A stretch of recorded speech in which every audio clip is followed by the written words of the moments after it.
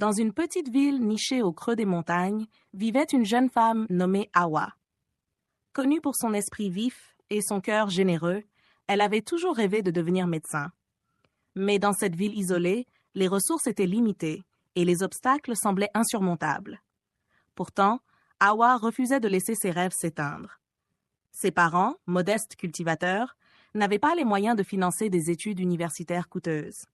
Hawa, consciente de la situation, commença à travailler dès son plus jeune âge pour économiser. Elle prenait des petits boulots, tissant lentement mais sûrement sa route vers l'avenir qu'elle désirait tant.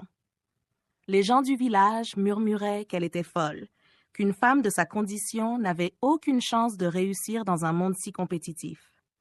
Mais Hawa n'avait pas d'autre choix. Elle savait que rester dans la ville signifiait un avenir limité, sans perspective de changement. Elle s'accrochait à son rêve, car elle savait qu'il n'y avait pas d'alternative pour elle. Un jour, une épidémie frappa la ville. Les habitants, terrifiés, ne savaient pas comment faire face à cette crise. Les rares médecins du village étaient débordés et impuissants face à la propagation de la maladie. Hawa, bien qu'elle n'avait aucune formation formelle, se porta volontaire pour aider. Elle commença par soigner les symptômes avec des remèdes traditionnels qu'elle avait appris de sa grand-mère. Rapidement, elle devint indispensable, assistant les médecins et prenant en charge les cas les plus désespérés. Son dévouement et son courage ne passèrent pas inaperçus.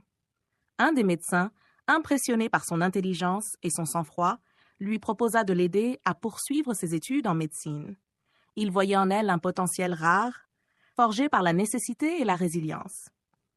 Hawa accepta l'offre avec gratitude, mais elle savait que ce serait un parcours difficile. Elle étudia sans relâche, souvent sans sommeil, sachant que chaque échec n'était pas une option. Chaque examen, chaque difficulté n'était qu'un obstacle de plus à surmonter sur la route de son rêve. Les années passèrent et Hawa devint finalement médecin. Lorsqu'elle retourna dans sa ville natale, elle n'était plus la jeune fille que les gens connaissaient autrefois. Elle était une femme accomplie, respectée et admirée. Elle avait réussi parce qu'elle n'avait pas le luxe d'échouer.